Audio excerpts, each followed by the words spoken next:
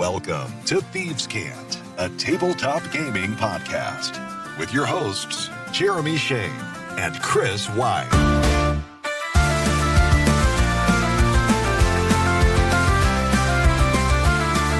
Welcome in and welcome back. It is Thieves' Cant, Saturday, October 4th. I'm Jeremy Shane. And I'm Chris White. Yeah, I was just checking the date and was a little confused. October. That's right. I wasn't prepared. That's right. Month of scares and spooky stuff, candy. Spooky stuff, candy, fall, yeah. You got a big Halloween costume planned this year? No, just the same scary one I wear every day.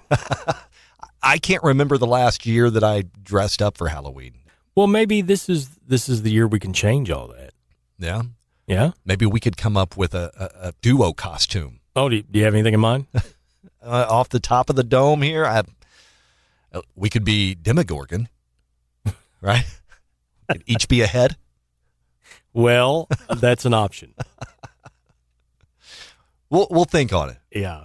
Hey, thanks for listening. Thanks for following at Thieves Can't Cast. You'll find us wherever you listen to your podcasts. If you want to get in touch, email thievescantcast@gmail.com. Great show coming up today. We're back in the Forge of Creation to put the finishing touches on our Woad Elf Draw Steel hero. We're going to take a look at an Arthurian duet RPG in our crowdfunding spotlight. And we've got a question of the week regarding overused or overrated monsters. But first, Chris, we've got a round of listener feedback.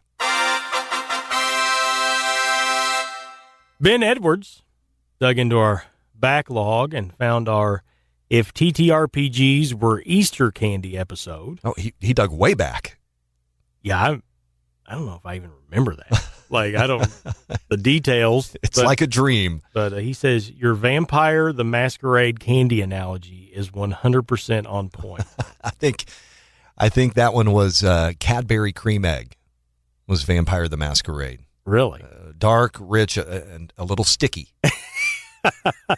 Okay, yeah, I do remember that now. Yeah, so that is accurate. Wow. Yeah, well, thanks for digging into the backlog, and thanks for the feedback. Yeah, thanks, Ben. All right. Wes Lawrence, he found our Draw Steel series on Thieves Can't Capers, our sister show, and offers us some insight. Wes has played, and he says, one important thing about the Censor class that we missed, the way it heals others is it uses its own recoveries. Other healers or self-healing all use the recoveries of the person being healed.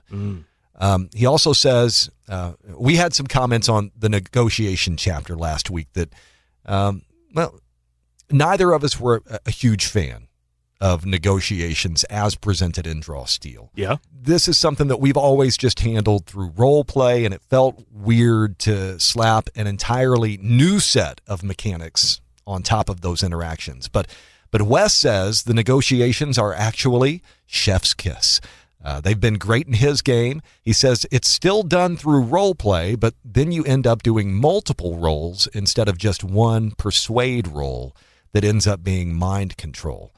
It's very much on the GM to RP into those motivations and pitfalls.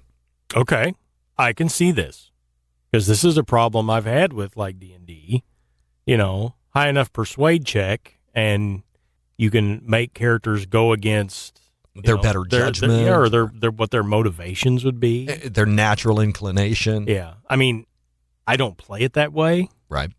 I mean, I tend to like the persuade check. To me, is like, I'll bear that in mind, right? As when you're based on what you're saying and what you're role playing, but it's not an automatic success. Sure, but it moves the motivator over a tick. But I see what he's saying, because basically it's instead of this one role that decides everything, like there's a lot of other factors to it. So yeah, I'm glad to hear this. Thanks, Wes, for the feedback. Appreciate you listening. Glad you found the show. One more. Oh, it's our boy. The Leet Wookiee Band is back. He says, after listening to Chris's explanation of Leet speak to Jeremy, it was almost like nails on a chalkboard to hear someone explain part of a username I chose as a joke in 2009. Oh, man. I feel you So much. We all have those usernames. My Xbox Live username. If you want to play some Helldivers with Chris. Yeah. Well, yeah. I don't use it anymore. I don't even have the account active anymore. Okay. But it was a Dragon Ninja 1. I forgot Awesome. I was so Ninja mad 1. somebody beat me to straight up Dragon Ninja, by the way. You couldn't put the underscore in between? No. Oh, yeah. I was Dragon Ninja 1. Okay. All right. Yeah. I would not want to be referred to as that on a regular basis. So, Wookie Man, I totally get it. Yeah, we get it. And apologies for the torture session. Yeah. But thanks for the feedback. And again, thanks for listening. That'll do it for that round of listener feedback, which brings us to this week's question of the week. Chris, Thieves Can't question of the week. Is there a monster that you think is overrated or overused? And which monsters deserve more table time? I can tell you what I get sick of seeing, and that would be mimics. Yeah. I am so tired of mimics. It's like WotC has turned this into their mascot or they've something. Got plushies to sell. Yeah, they do. We've got to move them plushies. They do. I mean, I don't hate them mechanically. I'm not a big fan of the gotcha stuff. Yeah, I mean, it is what it is. Yeah. I mean, you can only do it so many times. And it just seems like there's just a push to put mimics everywhere. I'm going to go against tropes here. I'm kind of over like the low-level classic minions. I'm over goblins, kobolds, and specifically if you look at just published adventures, I guess. Because if you're homebrewing, it's all up to you anyway. Mm-hmm. But in published adventures, we're first level. Looks like we're going to be slogging through kobolds and goblins for... Right. But it's sort of like a coming of age, isn't it? Like It is, but how many times do we have to do this? Well, it's like, the new Batman movie's out. Oh, guess what? We're going to tell the origin story again, or the new Spider-Man. Right, We have to sit through Uncle Ben's, advice again. We all know this, so let's have a new presentation. Yeah, and I get it. I'm speaking as an experienced gamer. Yeah, probably enough said on that. But what do you think about underused creatures? I mean, the first thing that comes to mind is, are you familiar with Bodax at all? I know I've seen that name. Yeah. But am I familiar enough to tell you about them? Well, I mean, I don't remember all the lore. I mean, they're basically like people who were killed by like some really evil undead thing and basically come back as a evil undead thing, you know, but they have like flashes of their memory that come back with them, and they have some really odd mechanics. I know they have like a death stare. They're just kind of interesting to me. I'm not really selling them right now because I haven't really looked at them that much in a long time. But I think we need more Bodax. All right, that'll do it for this week's question of the week.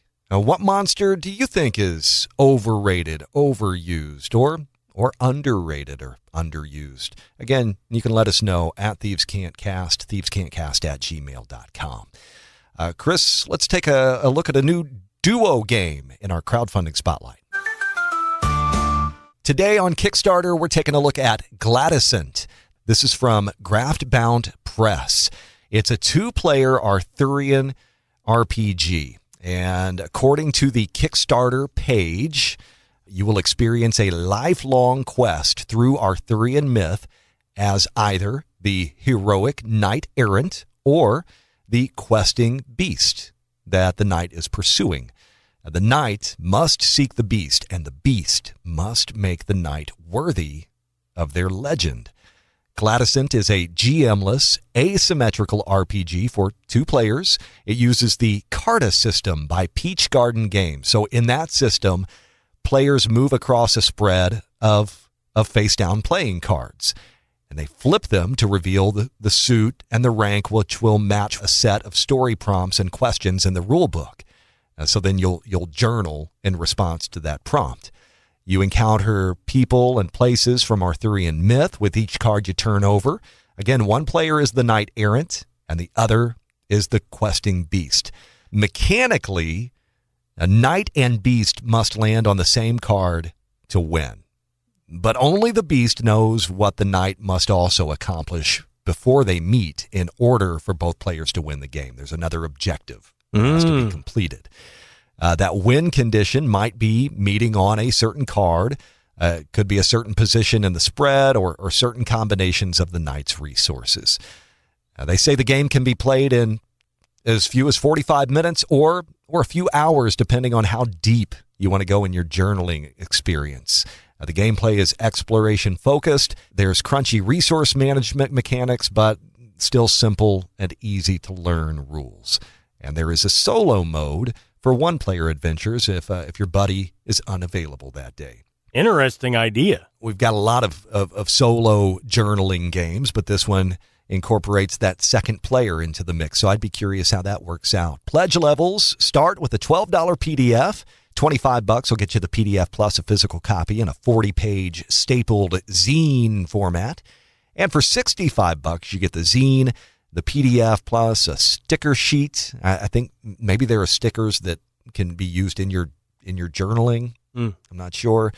2 enamel pins featuring the knight and the beast, respectively, and a limited edition print. So if you want the extra goodies, you can go that route. Funding ends October 15th. Again, that is Glatisant from Graftbound Press on Kickstarter. Interesting. I've never played an Arthurian RPG, but used to love the legends of King Arthur growing up, right? Yeah. It's interesting, the beast role in all of this. I got to make sure you're worthy where you take me down. Yeah. Like that's kind of cool. Right. I like that. You want to play as the knight or the beast? In the description, the knight's just trying to get there, right? Right. So, I mean, the beast seems more interesting from this description, but maybe I'm interpreting that incorrectly. All right, so that's our crowdfunding spotlight. And with that, we have a Draw Steel hero that we need to finish up. We just got this started last week, so let's hop back into the Forge of Creation.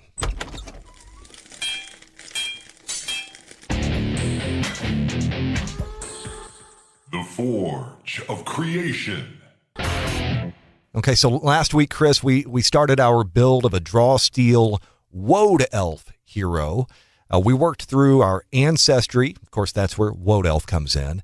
We worked through culture and career, which leaves us this week our class and kit and some other odds and ends that we still have to put down on the character sheet. So our culture, we decided just to go with the Woad Elf culture, just to play it straight, not mix and match here. So Woad Elf ancestry, Woad Elf culture, and our career, we went with Warden was our choice. Mm-hmm. That told us that basically we had trained in kind of a military society to protect the Woad.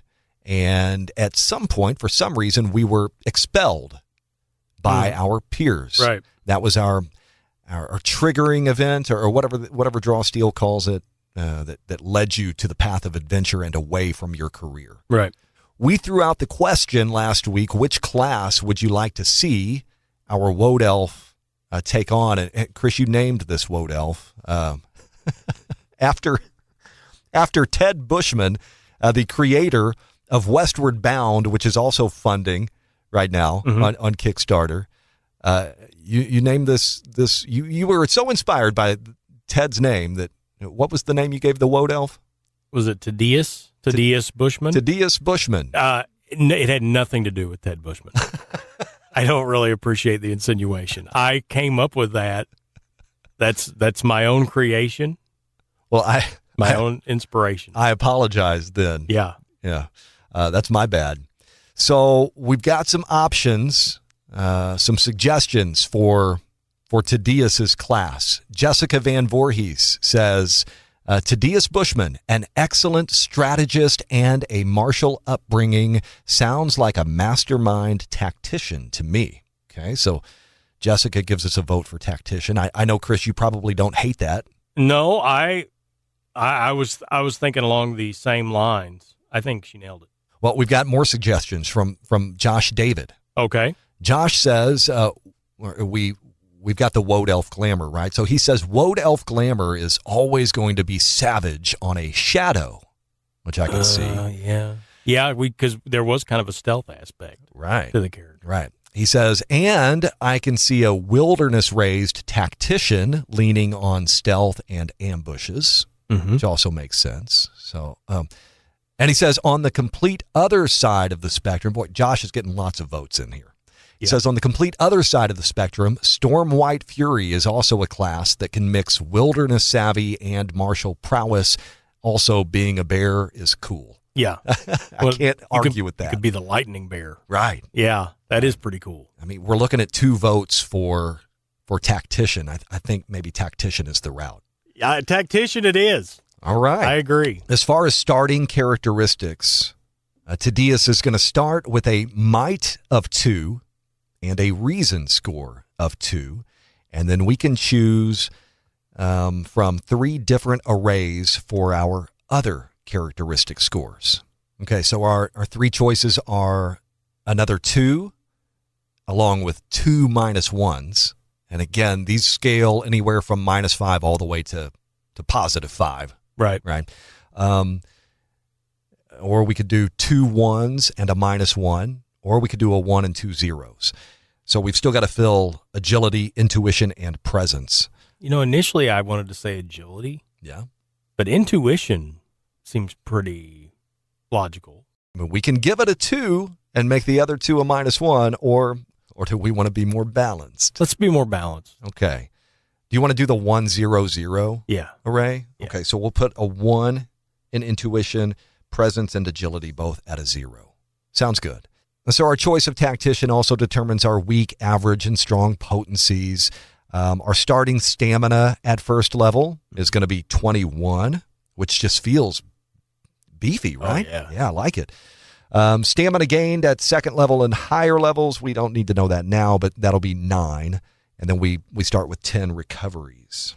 As far as skills, Chris, we gain the lead skill, and then we've got a list from which we can pick 2 more. Alertness, architecture, blacksmithing, brag, culture, empathize, fletching, mechanics, monsters, search, and strategy. Or we can choose from the skills of the exploration group. I think search and alert, maybe. Let's do that. All right, now we move on to our first level features, starting with our choice of subclass. As a tactician, Chris, it's our tactical doctrine. It's a big choice. It is. Now, Jessica, when she suggested tactician, she thought mastermind. So mastermind would be like, we've got this encyclopedic knowledge of warfare. The battlefield is a game board, and we're always thinking steps ahead of our opponents. That would give us a skill from the lore skill group. But we don't have to go that route. Our other options would be Vanguard, where we've learned the stratagems of ancient heroes, letting us lead from the front line, seeking victory through sheer force of will and personality. We would get a skill from the interpersonal skill group. Or Insurgent. Now remember, this is the tactician subclass that's a little trickier, right? Dirty tricks, whatever it takes to get one up on your enemy, whatever it takes to win. You're not opposed to playing dirty, right? So we would get a skill from the intrigue skill group. Well, I'm thinking about Tedious, who he is. He's a little paranoid. He's looking over his shoulder all the time, kind of a prepper. He does things his own way. Maybe not a traditional hero, but a hero nonetheless. I think we should go Insurgent. Insurgent. Dirty tricks. I like it. This is my favorite tactician subclass, so I'm not opposed. Okay. All right, Tedious Bushman, Insurgent. Maybe this helps explain why he was expelled from the Woad. That's right. His methods were a little too unusual for the rest of the woodland defenders. He's gone too far this time. That's right. He's like Axel Foley in Beverly Hills Cop. That's exactly right. That's how I'm going to picture him from now on. Yes. Eddie Murphy with pointy ears. And do we take the ability banana in the tailpipe?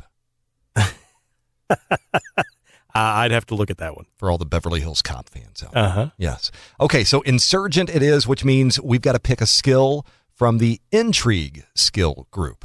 Alertness is part of this. We've already got alertness. Conceal object or disguise. Eavesdrop. Escape artist or hide. pick lock, pickpocket, sabotage, search, sneak, and track. Sneak, I believe we've already got, right? Mm-hmm. So a couple of these are off the table, but any of the remainders sound like they fit our tactician build. What's the deal with sabotage? What's going on there? Oh, yeah. Sabotage. This could be cool. It's disable a mechanical device, such as a trap. For me, this is like I want to plant explosives on the bridge the enemy's about to go across. Right. That's sabotage to me, I guess. That makes sense. But I don't know that the skill really encompasses that based on the description. If we look at search, you're actively searching an environment for important details. Okay, so this is kind of perception-esque. Yeah, a bit, but if you apply it in a tactical way, yeah, you're looking for a tactical advantage, yeah, maybe like search makes sense. Let's go with search. I like that. I dig it. Let's put that down. Okay, so as a tactician then, our heroic resource used to fuel a lot of our abilities is going to be focus. Remember, at the start of a combat encounter or any stressful situation tracked in rounds, we're going to get a focus equal to our victories, whatever that might be at the time.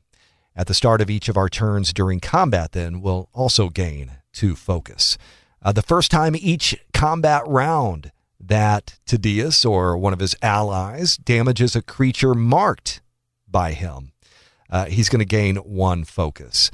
And the first time in a combat round that any ally within 10 squares uses a heroic ability, he's going to get 1 focus. A lot to pay attention to in game, right? No napping during the session. Yeah.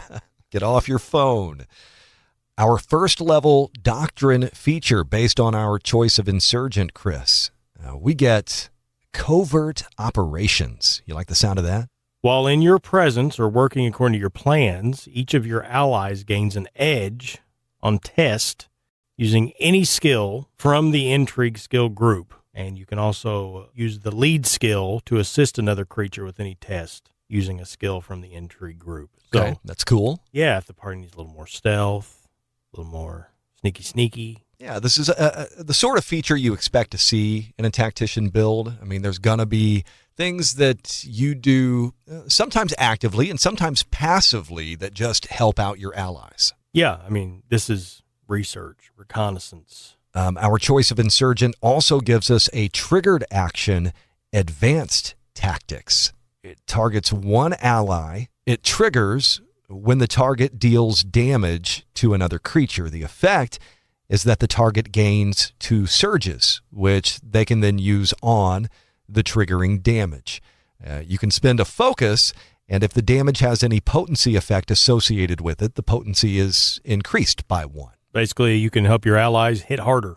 Yeah, always a good thing. Yeah, right? Because absolutely. again, in Draw Steel, you're always hitting, and so are the bad guys. Right, so right. the harder you can hit, the quicker you can end things and get out with your own skin intact, right? Mm-hmm. Yep. All right, so up next, we've got a feature called Field Arsenal. Essentially, it's representative of all of our days spent drilling, learning a broad array of arms and armor, their use. So we get 2 kits, including both of their signature abilities. If they have the same benefit, you have to take one or the other. Right. So if there's any overlap. So they're not going to stack. Right, the it's same not going to benefit. stack. But yeah. So we will take a look at our kit options in just a bit. So we'll make a note right now that we get to pick 2, and we will circle back because right now we need to take a look at the mark feature that we get. You know how to focus the attention of your allies as you push them toward victory. So the mark ability allows you to target 1 creature as a maneuver within a range of 10, and that target is now marked by you until the end of the encounter or until you are dying or until you use the ability again to mark a different creature. And effectively, what does a mark do? Any allies that are within your line of effect gain an edge on power rolls made against the creature. Yeah, and so do you as well. Right. When you use the ability to deal the roll damage to that creature, you can spend 1 focus. There's some benefits that you get. There's several here that, Right. that you'll be able to apply. So essentially, you're just picking somebody out on the battlefield from the other side and saying, you're my special friend. Yeah. Right? Right. So I'm going to give you lots of attention. That's right. So this would be like Hunter's Mark in D&D, except to me it's a lot more interesting because of the different effects that go along with it. We've also got the Strike Now ability. You just let them use a signature ability as a free triggered action. If you spend 5 focus, if you've got it to spend, Chris, you could target 2 allies instead of just 1. I mean, why wouldn't you want to? Yeah. Right? Hey, you can both use a signature ability. Right. Swing away, friends. Yeah. All right, so our last couple of choices within the tactician section itself. Before we move on, we've got our heroic abilities. We get to choose 1 3 focus cost ability and 1 5 focus cost ability. Let's take a look at our options. We'll start with that 3 focus. We've got Battle Cry, Concussive Strike, Inspiring Strike, or Squad Forward. I kind of like Inspiring Strike. Tell me about that. Smack somebody so hard that my friend's like, I feel better. Right? It's like, whoa, that was amazing. Let's go. So you hit and you grant an ally a recovery. Right. I don't know. That sounds fun to me. Or depending on the tier, if you get all the way up to tier 2 or tier 3 success, they get that recovery, and then there's some extra stuff happening there as well. Damage goes up, and then better benefits for your allies. Yeah. I like Inspiring Strike. Yeah. Just another way for us to deal damage and help out our friends. Right. Take a look at our 5 focus options: Hammer and Anvil, Mind Game, Now, that's what it's called, or This Is What We Planned For. Now looks interesting. I don't know if it's the right choice, but it's interesting in that you can let up to 3 allies within 10 make a free strike. And again, a free strike is not the most powerful option that you've got in your arsenal, but I mean, it's an opportunity to just stack up extra actions on your side. Yeah. Yeah, I like Now as well. That was the one that kind of caught my attention. So I'm good with that. Okay, so that'll do it for our first level class features. We've got to move on to kits, and again, we get our choice of 2. Glancing at the list, I kind of like Ranger, medium armor, bow, medium weapon. That seems to kind of fit the theme. With a signature ability that targets 1 creature within 10, it is a ranged strike. It'll deal damage, of course, and then it can also slow that target. So impose a little bit of control there with that effect. I think that's a logical choice considering our background, our career as a warden. Let's go Ranger for 1 kit. Yep. And for the second, I don't know. I mean, we've got some other options that look appealing, like dual wielder, sword and board. I find this a little confusing because we're kind of running 2 kits at the same time. For anyone who has experience, maybe you can clarify this for us. What if 1 kit specifies medium armor and another says specifically you wear no armor? Right. But we're allowed to pick 2. So if I wear medium armor in that case, am I nullifying that other kit completely? Right. Yeah. How does that work? So let us know if you've got some insight to offer in having 2 active kits. So confusion aside, let's just pick something that flavor-wise sounds good to go with Ranger. Let's play it safe. Pick something with medium armor. Dual wielder? Sure. Dual wielder, okay? Yeah. As you said, medium armor. You wield a light weapon and a medium weapon. Of course, bonus to stamina, speed, all of that. Signature ability. Melee strike against up to 2 creatures or objects. Are we making Dritz? What have we done? Oh, I kind of wish you hadn't said that, to be honest. We've fallen into the trap. We have. But yeah, that's what we'll do. We'll go dual wielder and Ranger. Yep. Good with that? Yeah. Okay. So with kits out of the way, the next step in Draw Steel hero creation is to add free strikes. Free strikes are essentially your basic melee attack, basic ranged attack. they also come into play in an opportunity attack. It would be a free strike. So no reason to dive into great detail on those here. So we're going to move on to what will likely be our final step in our build of Thaddeus Bushman, complications. So question for you, Chris, regarding complications. I know you've got some trepidation about rolling randomly on this D100 table for grins. You want to play at random? All right, let's do it. Okay, so we've got, again, 100 different options for the complication that we're going to introduce to this character. Remember, a complication will give you a little bit of a drawback, but you'll also get some sort of benefit. It's a 68. 68. So close to greatness. Hey, raised by beasts. Ooh. Wow, that's interesting. Okay, so now we're gonna find out what that means specifically, but now I've got all sorts of questions about when we were expelled from the woad. Were we raised by beasts and then expelled, or were we expelled and then taken in by beasts? I had a roommate at one point who had rolled the same thing on this table. There were signs, right?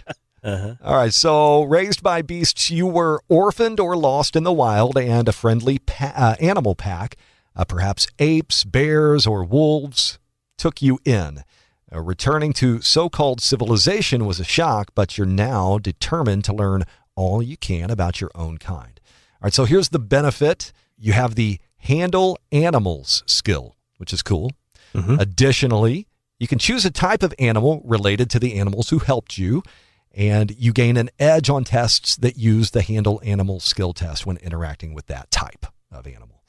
You can also communicate with animals of that type as if you shared a language. Cool. And animals of that type are not initially hostile to you unless they're supernaturally compelled to be. You like that? I do. Yeah. I mean, it's not what I had originally pictured for the character. What if he was raised by a pack of mystical panthers? And one of them is still with him to this day. Yeah, and can turn into a statue. That's cool. All right, here's the drawback. You don't have a culture. Oh. So we're going to lose all of our culture stuff, which was like our initial languages plus maybe a skill or two. This complication does say we can still speak Kalian, which is, I guess, that's the common tongue, right? Yeah. Chris, you don't look happy. No, man. Like, I'm losing all those things for what? The ability to get along with river otters. I don't know, man. But you know what? The Bushman can overcome anything. This is his fate. It is. This really illustrates a good point. These complications can completely change your character concept. It just did. Right. Like, this may not be at all what you pictured for your character. So right. I think they're awesome. I like them. But, man, just saying I'm going to accept what I roll on this table. Yeah. Ugh. Yeah. Complications are also very home brewable. Right. Right? Right. Working with your director, you could come up with your own set of benefits and drawbacks. Right. You know, yep. Maybe something that fits a little more naturally into your backstory. Mm-hmm. But if you like a little chaos, that will swing your story into an unexpected direction, hey, go with the random roll and go with the gods. Good luck. Yeah. From complications, the steps of hero creation and draw steel the next step would be to determine details. You know, this is going to kind of be just tightening up your backstory a little bit. And then finally making connections with the other characters around the table. So at this point, we can consider Thaddeus Bushman ready for play for our purposes. Right. What did we miss? I'm sure we did. Yeah. So let us know, of course. You can drop those in the comments at thievescantcast. You can also email thievescantcast@gmail.com. I think that's going to bring this one to a close. Chris, parting thoughts here? Yeah, I would like to revisit Thaddeus Bushman, perhaps, after we have more experience. I think it would make a big difference understanding how these different skills and abilities interact and affect play. Yeah, because we said it on the last episode when we started this build that we're not going for optimization. Right. That was not the goal here, right? Our goal was simply to piece a character together, to walk through the steps, to experience what that process is like. We've read about it, and we just wanted to actually sink our teeth into it. Yeah. And we did. Thanks for bearing with us, or river ottering with us, as the case may be. Yes. Remember, we will see you again later this week for another round of Thieves Can't Capers. We're going to be taking a look at downtime projects, rewards, and the Gods and Religion chapter as we near the end of our series on Draw Steel. But we're not quite there yet. So we'll see you later in the week on Thieves Can't Capers. We'll catch you next week right back here on Thieves Can't. Until then, have a great week of life, great week of gaming. We will see you next time. I'm Jeremy Shane. And I'm Chris White. So long. Thank you for listening to Thieves Can't. Email thievescantcast@gmail.com.